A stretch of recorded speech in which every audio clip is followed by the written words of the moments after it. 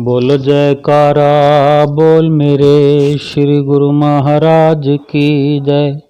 सभी गुरुमुख प्रेमियों से सप्रेम जय सच्चिदानंद।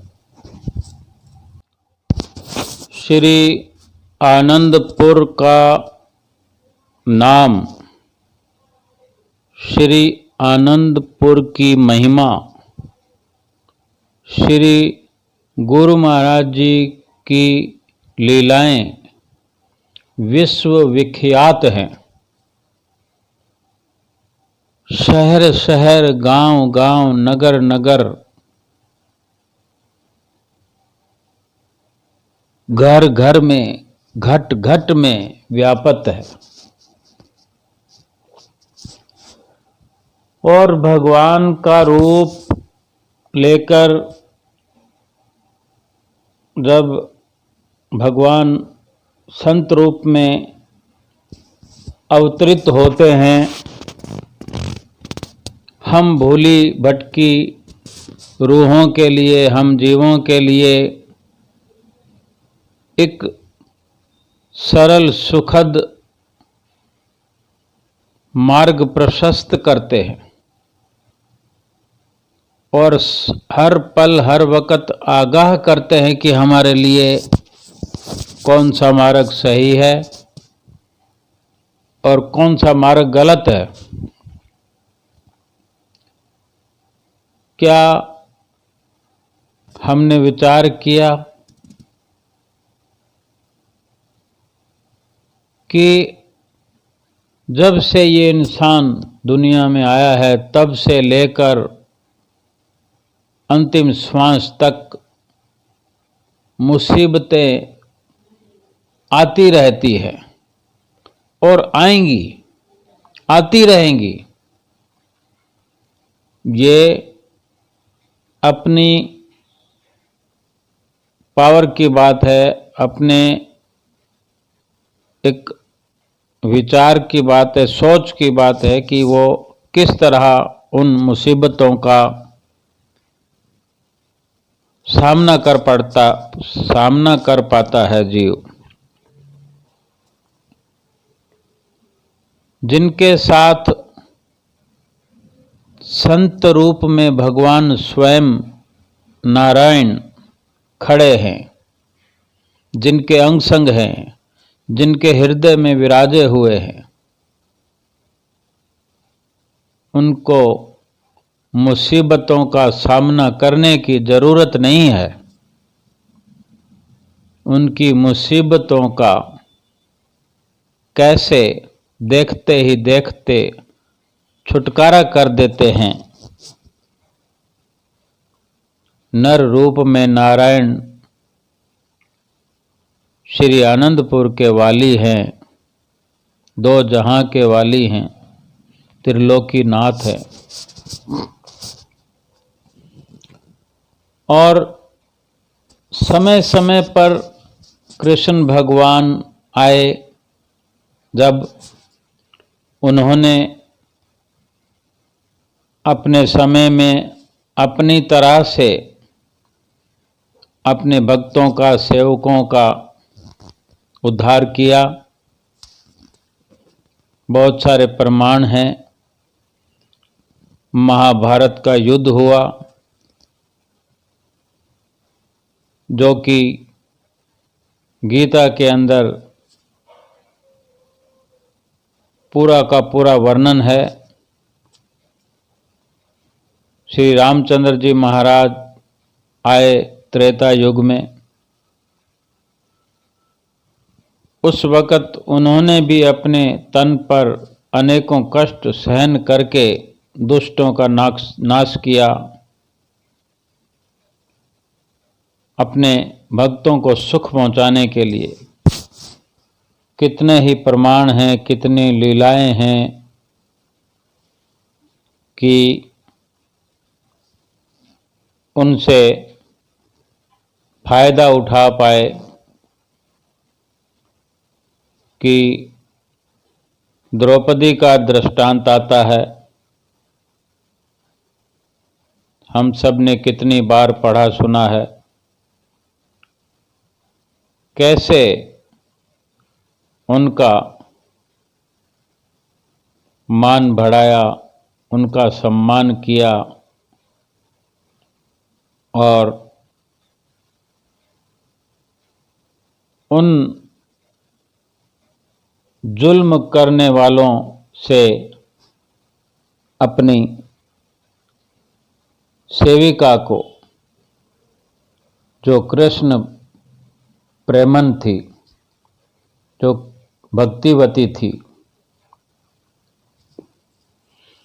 बेशक हर किसी से गलतियां हो जाती हैं, लेकिन जिसको गलती सुधारना आता हो और जो भक्ति भाव से निपुण हो, भक्ति भाव से भरा हो, जिसका हृदय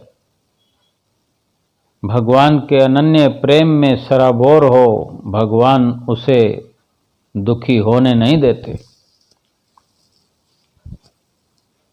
मीरा का भी दृष्टांत है, कितने ही दृष्टांत हैं, प्रमाण हैं, और हम खुद अगर अनन्य प्रेमी हैं तो महसूस कर सकते हैं कि आज इस युग में श्री परमहंस अवतार जो श्री आनंदपुर दरबार के ऊंचे और सच्चे सिंहासन पर विराजमान हैं, आज श्री श्री 108 श्री छठी पातशाही गुरु महाराज जी के रूप में हमें दर्शनों से कतार्थ कर रहे हैं नित्य प्रति,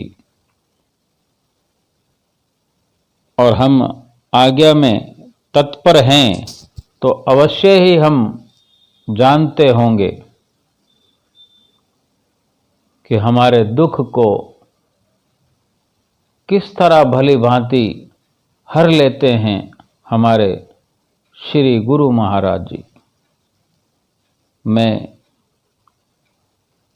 बार बार दंडवत प्रणाम करता हूँ और आपसे भी, सबसे, सभी गुरुमुख प्रेमियों से निवेदन करता हूँ कि श्री दंडवत प्रणाम करते हुए, नतमस्तक होते हुए कोटन कोट धन्यवाद करें और अपनी कमी पेशी को भूलते हुए, भुलाते हुए श्री गुरु महाराज जी के चरणों में समर्पित करके उनसे अपनी भूलों को बख्शवाने का अभी प्रयास करें और सद्बुद्धि की मांग करें और सन्मार्ग पर, उनके बताए हुए रास्ते पर चलकर, उनकी आज्ञा में चलकर वो पदवी हासिल करें जो देव दुर्लभ है। जिस तरह ये मनुष्य जन्म की पदवी मिली है, देव दुर्लभ है। ये श्री रामायण में कथन है, महाभारत में कथन है, सब ग्रंथों शास्त्रों ने मनुष्य जन्म की महिमा को गायन किया है। और इसकी जो विशेषता है वो यही है कि इस जन्म में अनन्य भक्ति को प्राप्त किया जा सकता है। उसी अनन्य भक्ति को प्राप्त करने का अभी इसी वक्त शुरुआत करें। भक्ति तो हम करते हैं, करते आ रहे हैं, लेकिन अनन्य भक्ति, अटल विश्वास, श्रद्धा और प्रेम, ये सब अपने अंदर धारण करते हुए श्री गुरु महाराज जी की स्तुति गाएं, श्री आरती पूजा गाएं, उनसे प्रेम करें। अगर उनसे प्रेम होगा तभी मुसीबत आने पर हमें उनकी याद आएगी। मुसीबत आने पर जहाँ हमारा रिश्ता होता है, जिनको हम अपना समझते हैं, जिन पर भरोसा करते हैं, उसी को पुकारते हैं। ये अलग बात है कि वो पुकार करने पर वो आएंगे या नहीं, और आएंगे तो क्या वो हमारी मुसीबत को मिटा सकेंगे या नहीं। लेकिन भगवान को, भगवान का नाम जपते हुए, संतों महापुरुषों के अगर हम अन्य भक्त बनकर रहते हैं, उनकी आज्ञा में चलते हैं, नित्य नियमों की पालना करते हैं, अगर ये हमारा रोजमर्रा का नित्य नियम बना हुआ होगा, उन्हीं को हमने अगर अपना बनाया होगा, उन्हीं पर भरोसा किया होगा, तो हर मुसीबत आने से पहले ही उनको हम याद किया करेंगे, करते रहेंगे, एक एहसास बना रहेगा, तो मुसीबत आने पर वो टाल देंगे। लेकिन हमारा रूटीन सही है, आज्ञा पालन में हम तत्पर है, तो मुसीबत तो आ ही नहीं सकती। कैसे आएगी? घर का मालिक अगर जाग रहा है तो क्या घर के अंदर चोर घुस सकते हैं? क्योंकि श्री गुरु महाराज जी से हमें जागृति मिलती है, प्रकाश मिलता है। श्री गुरु महाराज जी परिपूर्ण संत महापुरुष हैं इस युग में। उनकी भक्ति, उनके बनाए नित्य नियम एक प्रकाश है, स्तंभ है, मीनार है रोशनी की। और उसी श्री गुरु महाराज जी के चरणों की छत्र छाया में, उस प्रकाश, उस मीनार के नीचे बैठकर हम अपना कार्य भजन भक्ति का बड़े आसानी से अव्वल तरीके से कर सकते हैं। फिर हर पल हमारा सुरखरू होता चला जाएगा। एक समय की, कुछ वर्षों पहले की बात है कि कानपुर में आनंद बिस्कुट या आनंद बेकरी, कुछ ऐसा नाम, इस नाम से एक भगत जी की बहुत बड़ी फैक्ट्री हुआ करती थी। तो उसमें जो बिस्कुट वगैरह, केक वगैरह कई क्वालिटी के, और बहुत दूर दूर शहरों में जाते थे, क्योंकि कोई मशहूर चीज़ होती है। जैसे श्री आनंदपुर दरबार की भक्ति मशहूर है, तो कहाँ कहाँ से प्रेमी नहीं आते। हिंदुस्तान से तो आते ही हैं, विदेशों से भी चल कर आते हैं। कोई ना कोई तो कारण होता है। तो वो उस कंपनी के भी जो प्रोडक्ट थे खाने पीने के, केक वगैरह, बिस्कुट वगैरह, जो कुछ अव्वल क्वालिटी के थे, और फिर जो गुरमुख हो, प्रेमी हो, भगवान का भक्त हो, तो वो फिर बात समझ में आती है कि उसका माल कहाँ कहाँ जाएगा, उसकी दुकानदारी कैसे चलेगी। तो एक बार क्या हुआ कि उसी शहर के अंदर, जैसे कई बार हम देखते हैं कि कुछ लोग मिलकर पार्टी करते हैं, कुछ लोग मिलकर मीटिंग करते हैं, किसी कंपनी में मीटिंग होती है कुछ लोगों की, तो फिर वो देखते हैं कि मीटिंग चलती है 2 घंटे, 3 घंटे, 4 घंटे, या जितनी देर भी मीटिंग चले, तो उस दरमियान कुछ ऐसा होता है कि नाश्ते पानी का या खाने का, चाय वगैरह का कुछ ना कुछ वो प्रोग्राम साथ में चलता है। तो उन्होंने फिक्स किया कि उस आनंद बिस्कुट या बेकरी जो भी था, कि वहाँ कुछ ऑर्डर दिया जाए। तो उस ऑर्डर में क्या था कि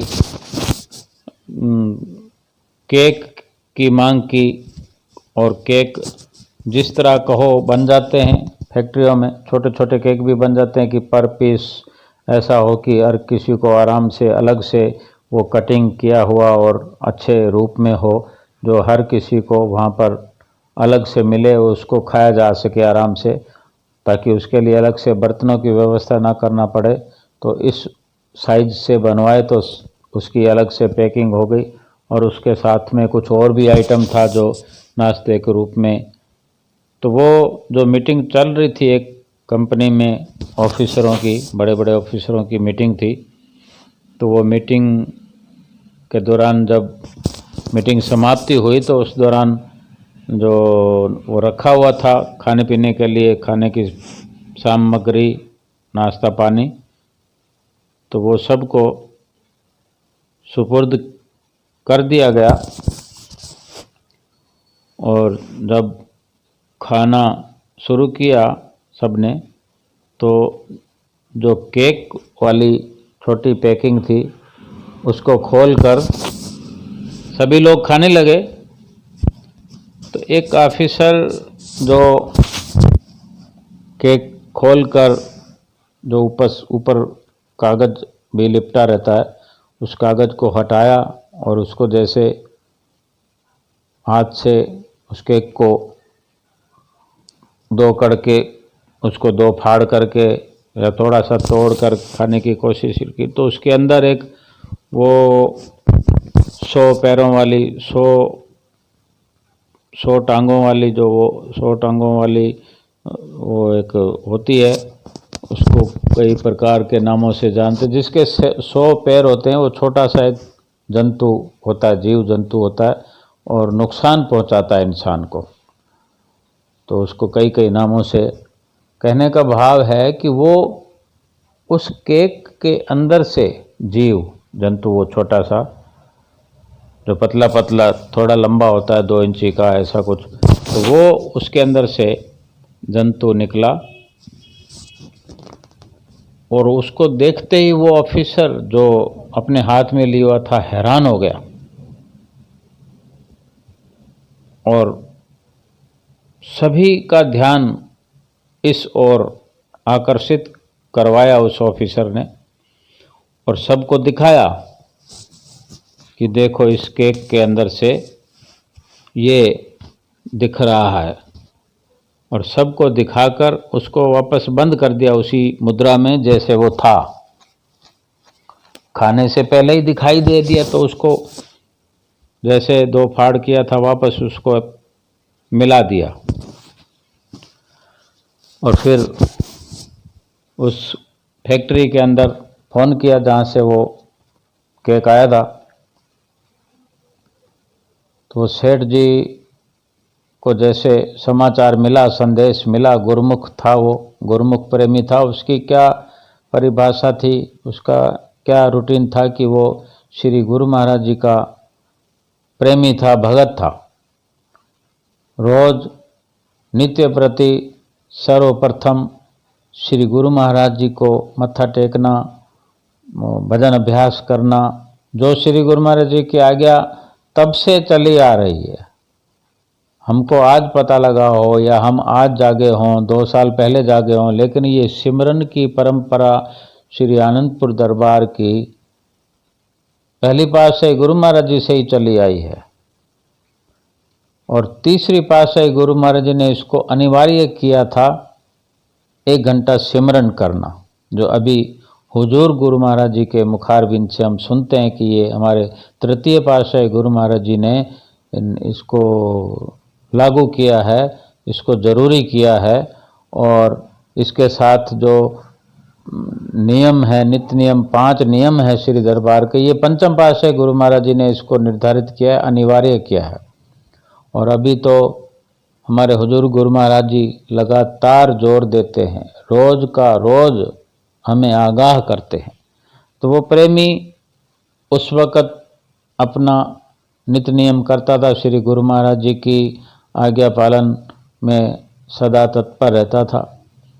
और जब ये संदेश उसको मिला तो उसने अपने मैनेजर को भेजा वहाँ पर जहाँ पर वो मीटिंग थी, जिस कंपनी में, और जहाँ पर ये फॉल्ट मिला, परेशानी हुई, तो मैनेजर को भेजा कि वहाँ पर जाओ, उनकी बात को सुनो और उनको सेटिस्फाई करने की कोशिश करो, और मैं थोड़ी देर में आता हूँ।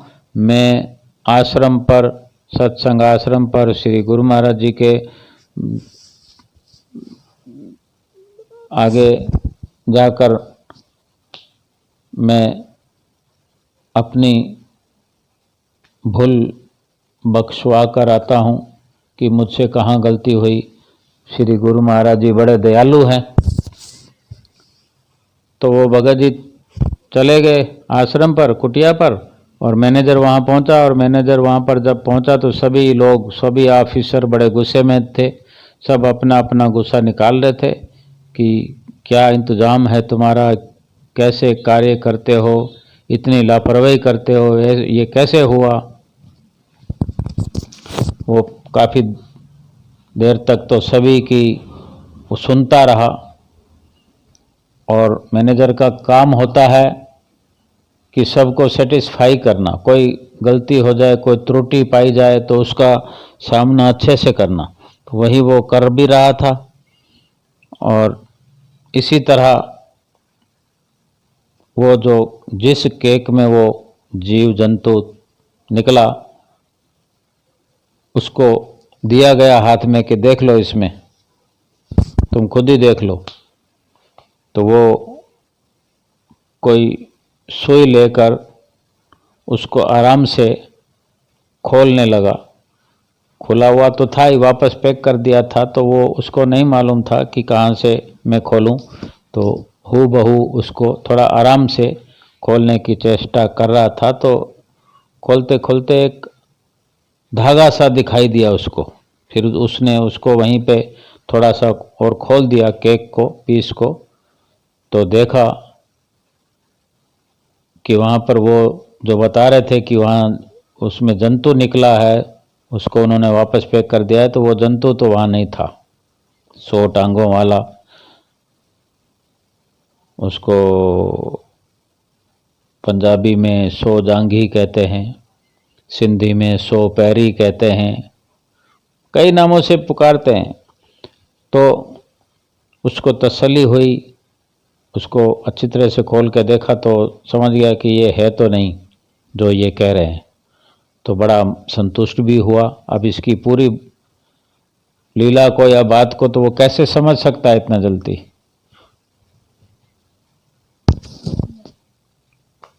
तो उसने अपना जिक्र उनसे किया कि जो शिकायत वो कर रहे थे, उस शिकायत को जब उसने सही नहीं पाया, ये कैसे हुआ, क्या हुआ, उसको नहीं समझ में आया। लेकिन वो वर्णन उसने किया कि जो आप ऐसा कह रहे हैं इसमें वो है नहीं। तो उसने वो सूतली का धागा उसमें पाया, छोटा सा टुकड़ा। तो वो अपनी सफाई में कहने लगा कि साहिबान, ये मैदा है जो आइटम बनाया हमने, मैदे से बनता है या आटे से बनता है, तो ये बोरियों में आता है माल। तो कोई छोटी मोटी त्रुटि रह गई है, सुतली का धागा आया है इसमें, लेकिन ये इतना नुकसानदायक नहीं है। लेकिन जो आप कह रहे हैं वो इसमें नहीं है। इतनी लेबर लगती है, इतना माल बनता है, प्रोडक्शन होता है इतना माल, तो ये छोटी मोटी गलती हो गई है, लेकिन वो बात नहीं है जो आप सोच रहे हैं या कह रहे हैं। तो और सबको वो उसने दिखाया, जिसको पहले वो देख चुके थे कि इसमें वो जंतु था। अब फिर से जब उस मैनेजर ने दिखाया सबको बारी बारी करके, तो सब हैरान थे। तो वहाँ एक सरदार जी बैठे थे, गुरु नानक देव जी महाराज जी के वो शिष्य थे, भगत थे। हर कोई कहीं ना कहीं जुड़ा होता है, लेकिन समझ विरलों को आता है जहाँ अन्योन्यता होती है। सरदार जी ने पूछा मैनेजर से, उसको बुलाया अपने नज़दीक और उससे पूछने लगे तुम्हारे सेठ जी कहाँ हैं, क्योंकि वो बहुत कुछ समझ रहा था। क्योंकि पहले तो देखा उसने कि वो जीव जंतु उसमें से निकला है, देखा है, और अब वो सूतली बना पड़ा है, तो वो काफ़ी समझ रहा था।